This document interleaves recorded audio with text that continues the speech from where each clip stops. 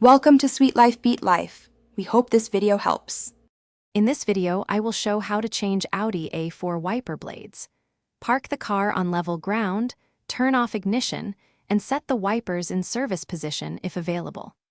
Gather new blades that match your Audi A4 size and connector type and lay them on a clean towel to avoid scratching the windshield.